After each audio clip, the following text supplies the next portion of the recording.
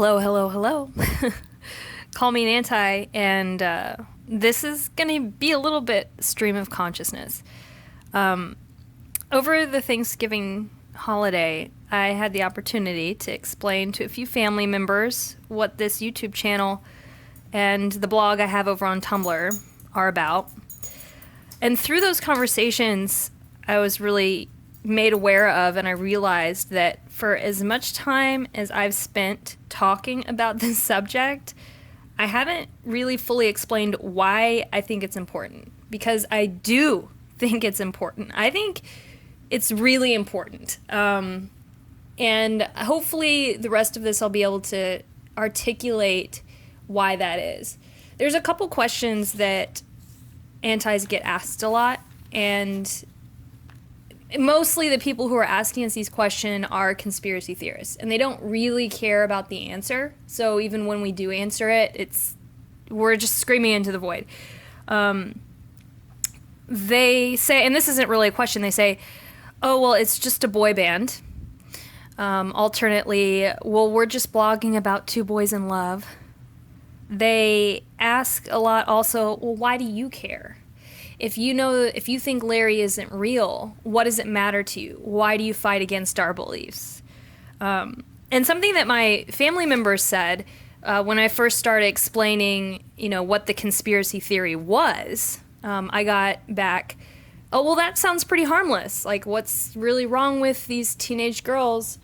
Oh my gosh, my roommate's Alexa. What, did I say Alexa? I don't think I did. Oh, here she goes again. I'm having trouble connecting to the internet. Sorry. I won't talk to her anymore. Okay. So yeah, it does sound pretty harmless that there's these teenage girls who believe that these two boys are in love. That sounds pretty progressive for teenage girls, right? And you think, oh, no big deal. And then that's my cue to tell them, oh, but their belief justifies all of this harassment that goes on. And then you start listing all of the things that the conspiracy theorists have done in the name of their conspiracy theory. And it becomes pretty clear that it isn't harmless, okay? So I've got some notes here. I'm probably going to go all over the place, so just bear with me. And in my mind, I have set that the images I'm going to use for this are just going to be pictures of One Direction with no... I might put in, if I mention a particular post or thing that happened, I might put in the screen cap of it. But so here we go, along for the ride. So I want to start with what fandom is and why it's so important. If you're part of a fandom, like actively engaged in one, either online or going to in-person meetups at like conventions or something, this doesn't really apply to you because you understand the importance of fandom. I don't have anything to back this up except for anecdotal evidence, but from my experience and from my observations, what I've seen is that people join online fandoms because they're looking for other people like themselves, and they can't find those other people like themselves in their everyday lives. And when the internet came into being, all of a sudden you had access to all of these other people, and surely in the rest of the world you were going to find people like you, no matter how niche your like choices were, or like choices isn't the right word, but like your interests, that's what I'm looking for. No matter how niche your interests, there was someone else out there who enjoyed that thing too. And you probably can't find them at your school or in your neighborhood or at work, but you can find them on the internet somewhere. And I've had that experience myself. So what does fandom do? And specifically a boy band fandom. And I have to be honest here, I was never part of a boy band fandom before One Direction, but that's also the experience of the vast majority, I'd say probably 95% of One Direction fandom. There is a handful, and I've talked to some people who are from, they were big NSYNC fans or Backstreet Boys fans back in the day, and these tend to be the older fans, older 1D fans. But most of 1D fandom was of an age with One Direction when the band started in 2010. And so this was most likely their very first fandom experience, and it was birthed by the internet. I don't want to get into the history of One Direction because that's a whole nother thing into itself, but what happened was insane, and it's probably never going to happen again. And one of the reasons I think that the topic that I talk about is so important is because what we're talking about is huge. There are so many people involved in this fandom. And okay, I'll just move on from there. But what is the role of a boy band fandom for a teenage girl? Well, ultimately, and this is what they get made fun of for, this is a way to kind of explore their budding sexuality in a safe way. They can feel attraction for a boy, and they don't have to worry about actively having to deal with that boy. And they can talk about those feelings with their friends, and it's not like, oh, well, you're going to see Johnny at school tomorrow or whatever it is. There's none of that there. It's safe. And this is what media, mostly run by men, makes fun of the girls for. Saying, oh, they're only interested in them because they're cute and all of this. Well, no, because there's music too. And when Harry Styles defended the teenage boy band fan in his interview in Rolling Stone and every night at his concerts, he thanks the strong women who were there. It shouldn't have been revolutionary. And I guess it's not really revolutionary, but it's not something you hear often from an ex-boy bander, that they're not trying to escape their boy band past, that they embrace it and they love it, and they love their fans that they had there. So another thing that's happening along with this, exploring budding sexuality or whatever, is when that boy bander gets a girlfriend, like Louis Tomlinson did, young fans have to learn how to deal with that jealousy, that possessiveness, because they say, okay, these are the boys, they've been sold to us as these, perfect boyfriend material, and then that's ruined by this vision of them getting a girlfriend, which it's really not, because then they're still boyfriend material, just not for you. And this is a part where One Direction fandom fell down, because I think because it's filled with so many young people that they didn't know how to handle it.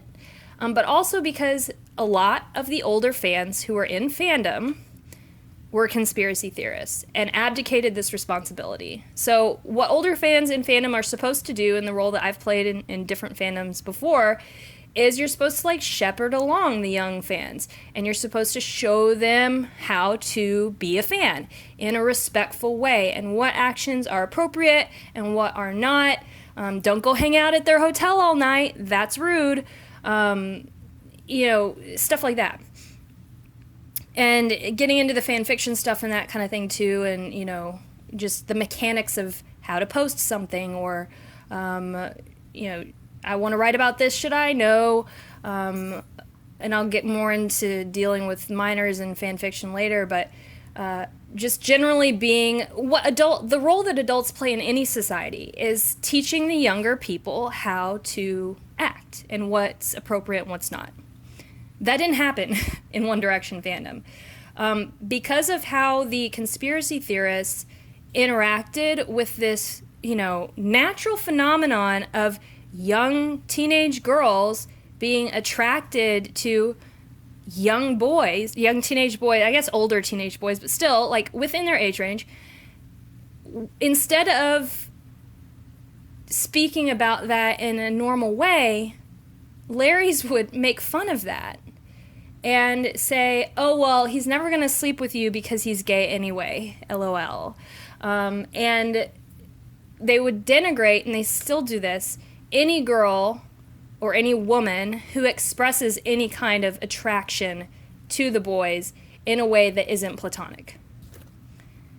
And so all of these girls who are growing up in this fandom are being told that their natural impulses that are normal and acceptable are wrong and gross. And that's where that misogyny that permeates the conspiracy theorist part of the fandom. That's where that comes from.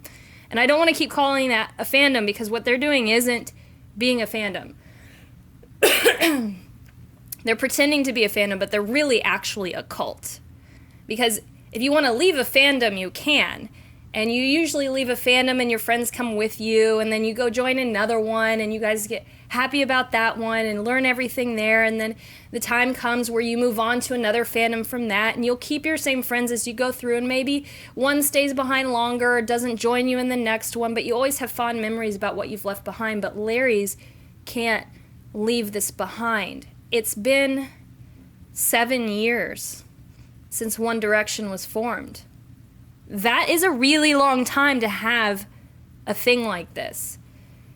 And it's been 2 years, basically, since One Direction ended. And this is still happening. And they're not allowed to leave this fandom. Because it's not a fandom, it's a cult. So, the role that the older fans are supposed to play is teaching these younger fans about jealousy and how to deal with it. And this is a big thing for me. There's a post going around Tumblr about how you have to be active in battling back jealousy, and I think that that is true. And I know that I do that, and I don't know where I learned it, to be 100% honest. It might be in my current fandom experience in more, sports fandom, but I'll relate a kind of edited story about this. I was pursuing an autograph of a sports figure, and in normal places. I was not going to the sports figure's hotel. I was not going to his house. I wasn't getting on a plane and flying across the country to get the autograph. I was at the sporting event, venue location. And I had a friend who got me into a more exclusive area. Other fans were there. I could have bought my way in, but I didn't. But my friend did that for me so that I could finally get this autograph that I've been trying to get on this specific item of clothing. And so the team that I was following, their social media guy took a picture of me getting the autograph done and put it on Instagram. And I went to Instagram because I saw him taking the picture, so I knew it would go up. And I was reading the comments, and a lot of it was like, oh, that lucky bitch, and oh, I wish I was where that bitch was, and just a lot of those gendered slurs and a lot about luck. And I posted in the comments, I was like, this wasn't luck. If I totaled up all of the hours that I spent trying to pursue this autograph, it would have been about 18 hours that summer that I spent trying to get it. And it was opportunity. I'd made the opportunity for myself. I'd made friends with this person who got me into the more exclusive area. And I had, been a fan for a long time, and I'd been patient. And that, I guess it was really that moment that really taught me that you shouldn't be jealous of experiences that others have. You should be happy that they got to have that experience. And I've spoken with teenagers about this before, that if your best friend and you are fans of a celebrity and your best friend gets to meet that celebrity, how are you going to feel? And they always respond, I'd feel upset that it wasn't me. And I said, that's natural. This is what you need to actively do, is be happy for your best friend. Turn that negative feeling that you feel like you missed out and turn it onto your best friend of, wow, you got to have that experience. Tell me about it. I'm so happy for you. Because that's your friend. You want your friend to have good experiences, and you don't want your friend to feel upset that they can't fully talk to you about it because they don't want to make you feel bad. So this is an active experience, and if you're being told, oh, he'd never sleep with you anyway because he's gay, you're not able to actually feel that real jealousy and work through it in a healthy way. That was kind of a long-winded way to explain that. But who cares about that, right? That we've got these jealous little fangirls who are pretending not to be jealous. So what's the harm in that? Well, it's in how they act, okay? Because the conspiracy theorists have set up this this idea that if you don't believe that Larry is real, or if you don't believe that ZM is real, then necessarily you must be homophobic. So all of these girls who are feeling these desires are being told that those desires are gross and disgusting. And so in order to not be seen as homophobic, which thank goodness in our world today, homophobia is seen as a negative trait, right?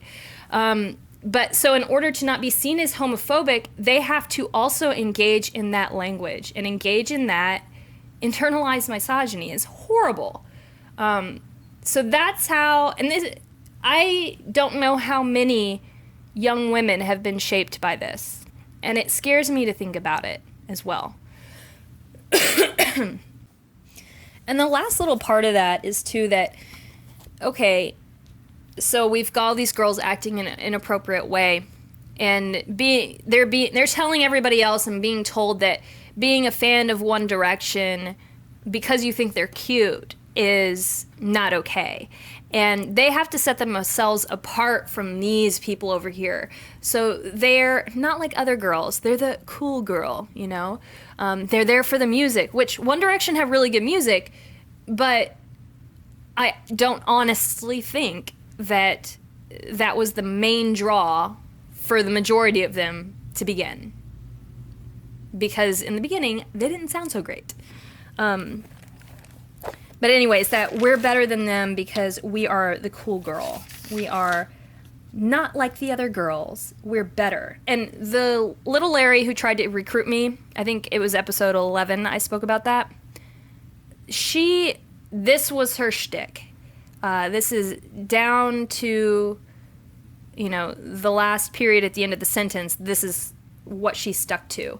That anyone who didn't believe in Larry was sexually attracted to Harry, and that was the end of it. And she called people nasty hets, and just went on and on and on about it. And it's like, how can you say that you're a feminist if this is the language that you use? It was just crazy to me. Anyway, let's see what else I've got in my notes here on that topic. I want to make sure I hit all of that before I move on to something else.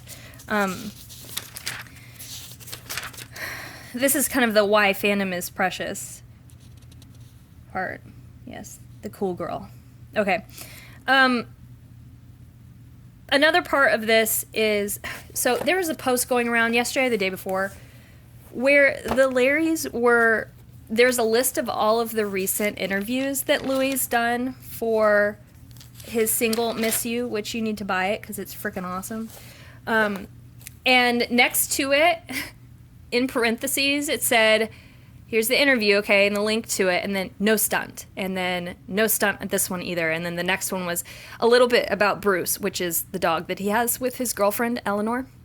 And then all the way at the bottom, it says, there's mention of there's baby talk or something, and it lists when it starts and when it ends so that the Larry can, skip that part and they don't have to listen to him talk about Freddie.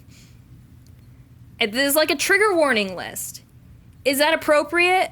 No, it's not. You've got trigger warnings if you're reading fan fiction and it mentions rape, okay?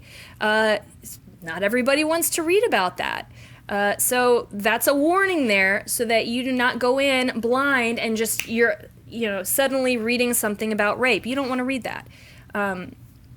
And then trigger warnings in general there's all this debate about it as well, but how Larrys use it and how I want to get into the habit of not calling them Larrys because that's what they call themselves. I want to call them conspiracy theorists because that's what they are. And I'll say CTs as shortening it. I've done that a little bit in the past, but they've created this idea that this relationship that doesn't exist, these people and these feelings for them, that is like a safe space. And anyone who steps into it or who challenges it, which that's me, the confrontational person, constantly challenging everything, we are violating their safe space and I'm hurting them. And they've got to send around these lists with their trigger warnings listed. Oh, he talks about the baby here, or there's baby talk. They don't say Freddie because it's dehumanizing. that would be humanizing him, actually calling him by his name. Anyway, that part I just find insane. Not insane, like, I can't comprehend it.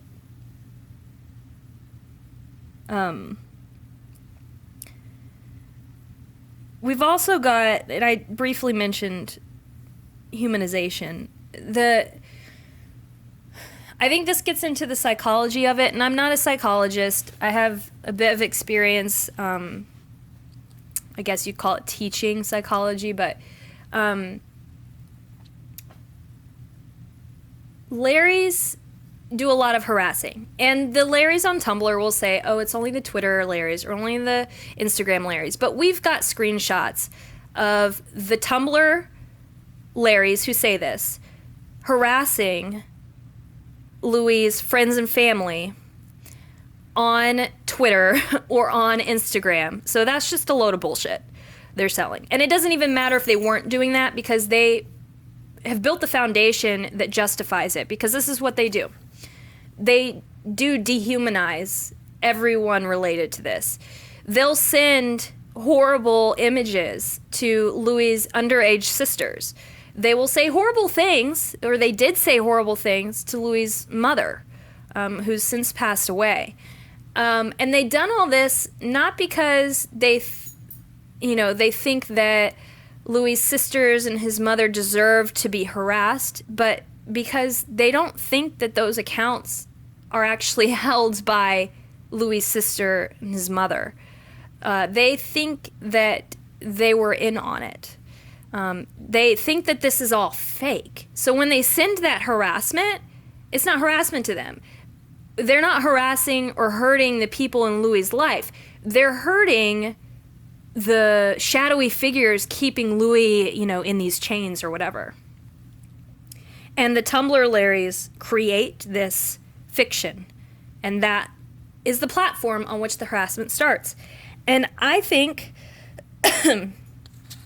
these are constructs of his family, not his actual family.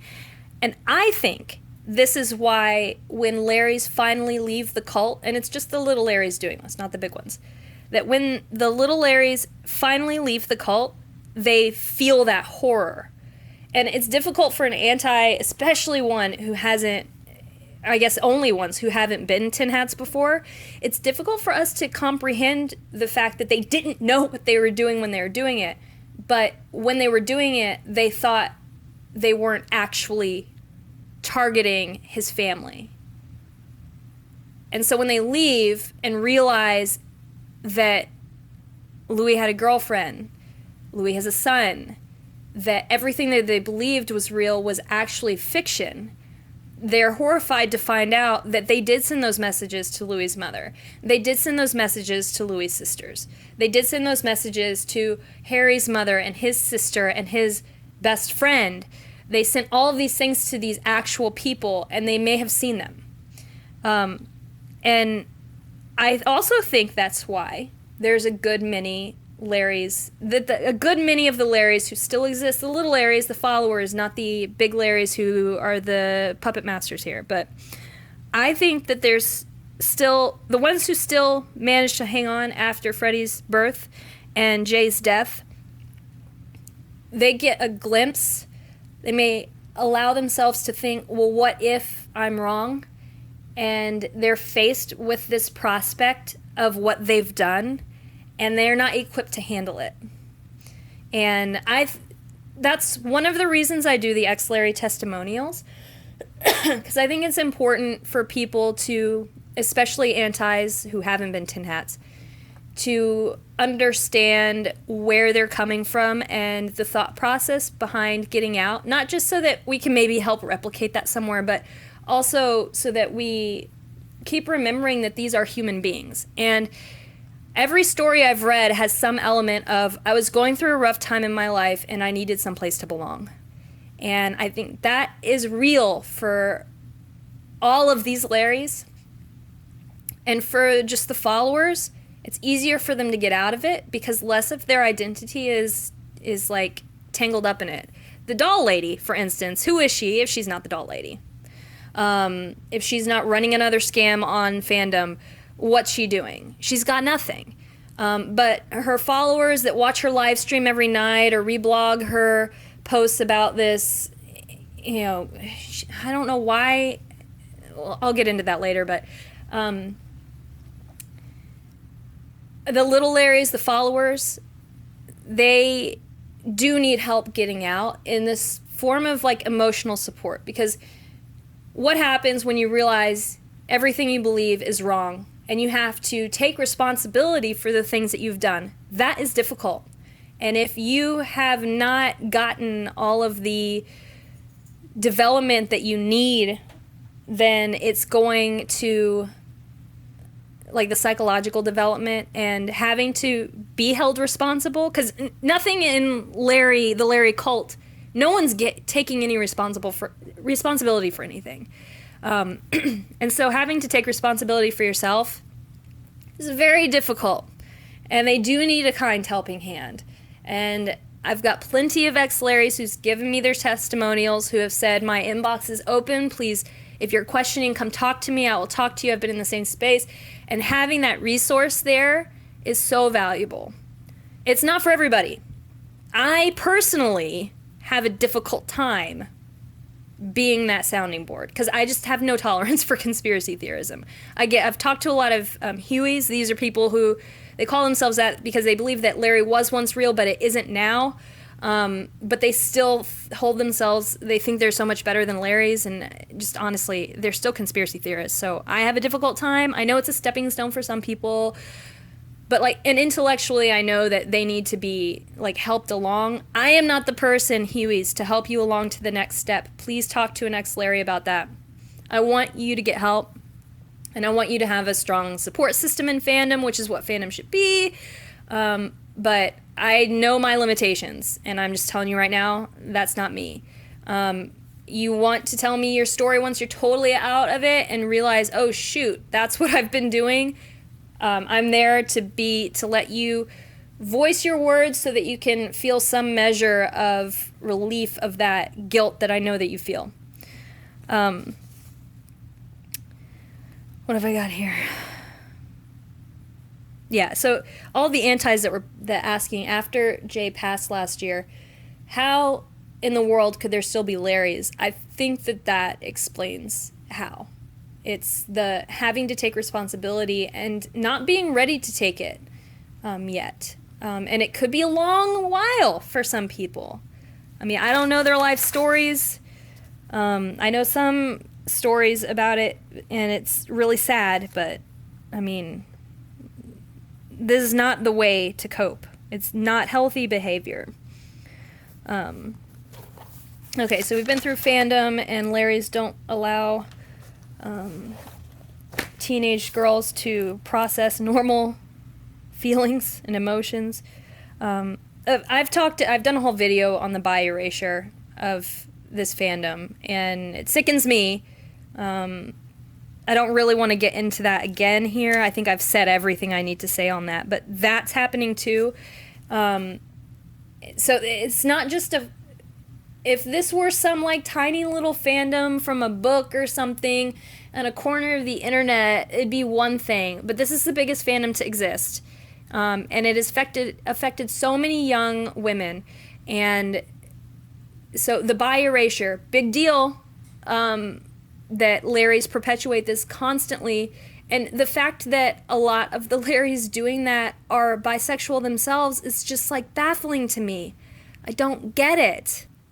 A couple of weeks ago, we had an anonymous account giving a very detailed allegation of being sexually abused by an adult in fandom while she was a minor.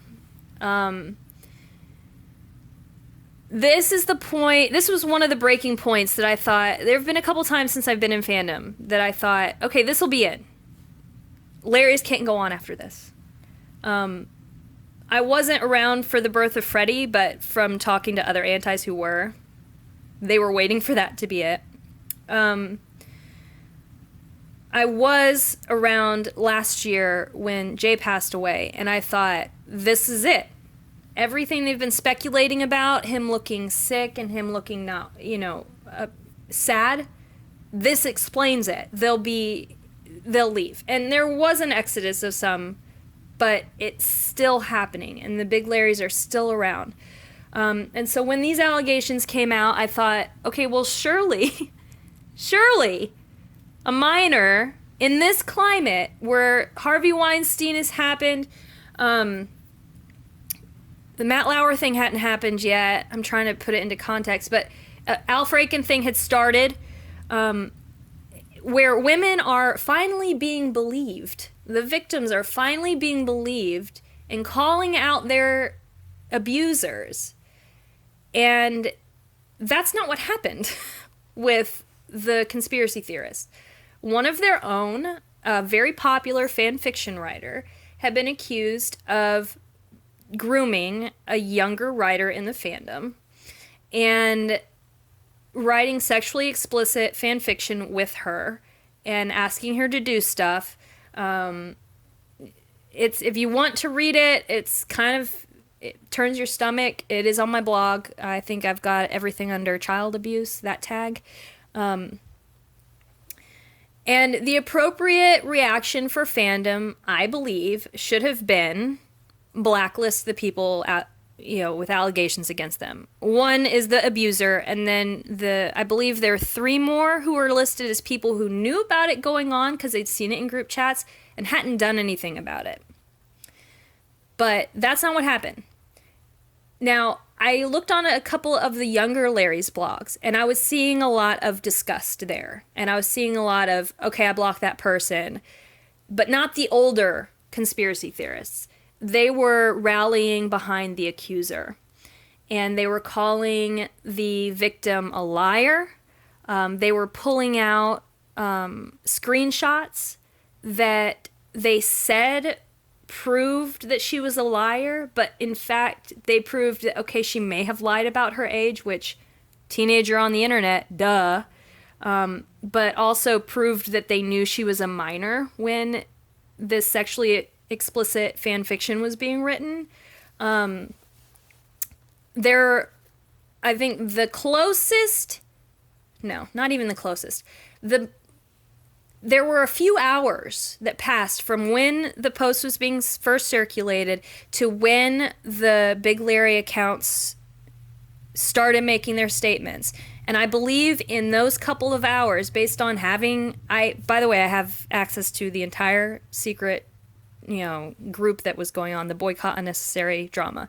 But based on reading through all of that and knowing that they've got this propensity to collude about what they're going to talk about, the party line that the Big Larrys drew up was, these are horrible things if they happen. This accusation shouldn't have been put out on Tumblr, so blaming the child for not knowing the correct way to name their abuser. Instead, the child should have gone to her parents and gone to the authorities, and we should let the authorities take care of it. Okay. My response to that was, well, you don't know that didn't happen. You don't know that there's not already a case being built. And additionally, these kinds of cases on the internet are incredibly difficult to prove and to bring someone to justice. Also, our fandom, our internet, thing we've got going on Tumblr and on our cover of our own and all of that, we're not the authorities. We're not the judge and jury. We don't have to afford due process. If something makes us uncomfortable, we can block it. And someone being accused of sexual abuse, and there's too many details in that allegation that this isn't what happened, and there's too many things that the abuser had admitted to having done that this isn't what happened. What harm does it do you to block that person?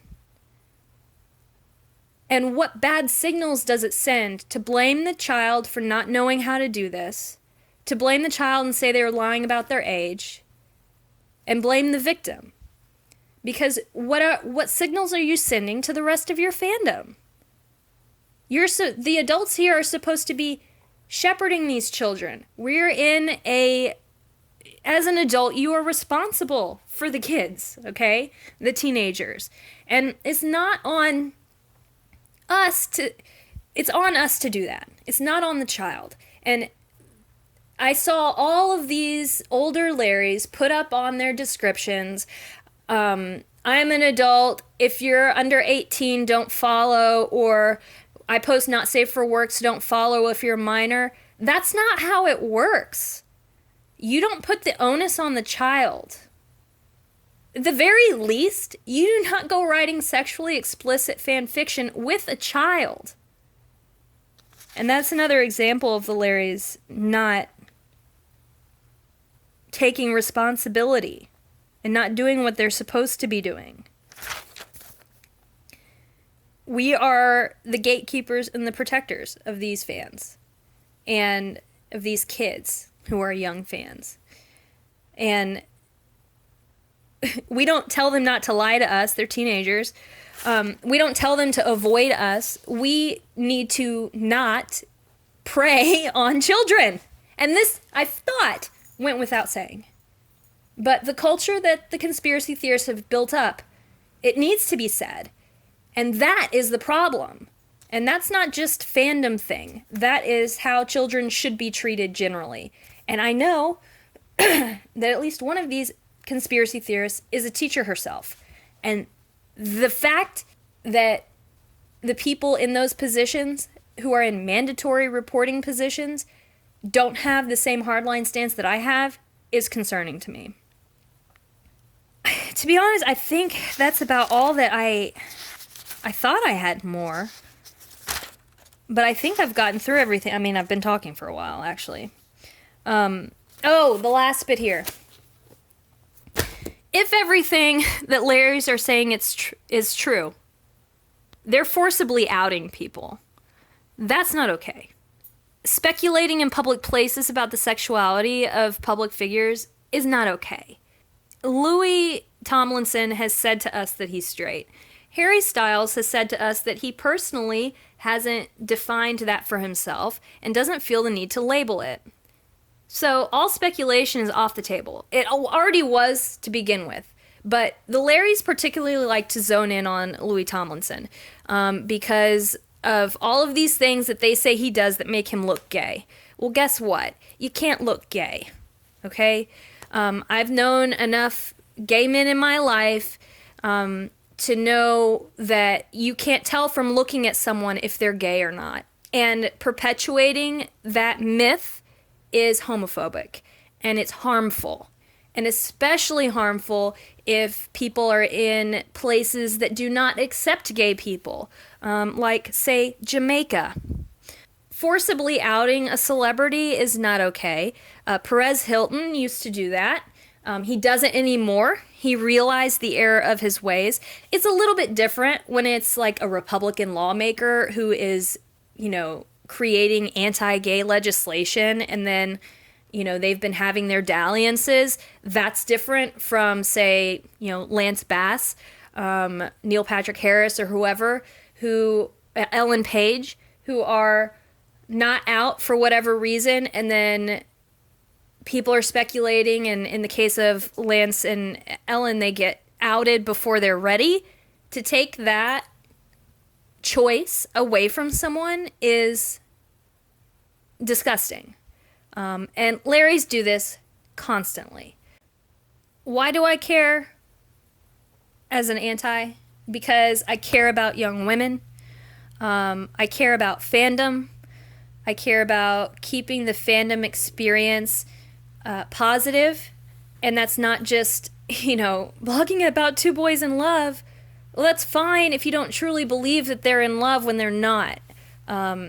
It's fine when you're not telling women and girls that their natural feelings and desires are gross and disgusting.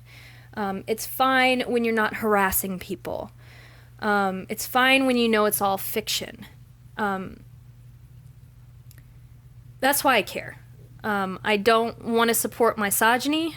I don't want to support harassment. I don't want to support homophobia. And all of that is intrinsically tied up in the cult that is the Larry conspiracy theory. I do want to support the One Direction boys in their solo ventures.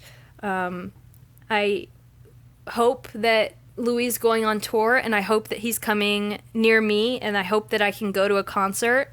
If you see me at a concert, come say hi. If you're a conspiracy theorist, definitely do come say hi, because I'd like to meet you face to face.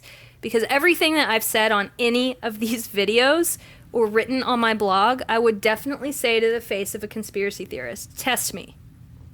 If you've got the guts, test me. I will do it. I mentioned before that if this was some little fandom in the corner, I wouldn't care as much. But because it has such wide impact, it is important. And especially with those child sex abuse allegations, this isn't something little. There's wide-ranging implications. And I know this from reading those ex-Larry's testimonials and talking to these people, and talking to people who have been harassed and abused by Larry's for leaving or for being antis. It's not okay. And here's the deal. The antis are a small group of fandom. The Larrys are a pretty large group of fandom. But as I said in one of my other videos, the biggest group of fandom are the people who say they're neutral. They don't care. They're just here to have fun. And I have definitely sent messages to people and saying, oh, hey, by the way, so-and-so is a conspiracy theorist, just thought you want to know. And they're like, oh, no, I'm just here to have fun. It doesn't really matter to me. You guys, you neutral people, you're the reason it got this bad. You have the power to care a little bit about your fellow fan, to care about women, to support women. You have the power to turn this around. All you have to do is start refusing to give notes to conspiracy theorists, to stop being friends online with the conspiracy theorists. It's not harmless. They're telling you, oh, we just believe it's true, it's fine, it's harmless, it's just two boys in love. It's not harmless. You've seen the harm that they've caused. You need to stop. Unfriend them, unfollow them, block them online. Say, hey, you've got my phone number if you want to talk when you're done with this, but hold the line. Stop reblogging from the Tomlinson Daily. They support conspiracy theorism because they're linking to conspiracy theorists. Do not support 1D Fans Give. That is a conspiracy theorist running that. Donate directly to the charity itself. Do not go through her. Don't support any fan fiction written by these conspiracy theorists. There's a list out there for that as well. Don't give them notes. Don't give them kudos. Don't give them comments. Shut them down. Shun them. This is what other fandoms do. Other fandoms shun the Tin Hatters. They don't let them participate in their big bangs because One Direction fandom does let them participate because they don't want to hurt anybody's feelings. But screw that. Who cares if you hurt the feelings of a harasser, of a misogynist, of a homophobe? Who cares? And if you think, oh, well, there's way too many of them, there's really not. There's fewer every single day. And you just need to boycott the main ones, and then the little ones will fall as well. But it can't just be antis doing this. It has to be everyone who isn't a conspiracy theorist doing this. Because you guys are the ones who are allowing this problem to fester. Okay, that was, I guess, my little rant there. I didn't realize I was going to go off on that, but then really that's the issue, isn't it? The largest portion of fandom doesn't give a shit about the fandom. And it's really sad because this could have been a great thing, but instead it's kind of this like dark hole of disgusting most of the time.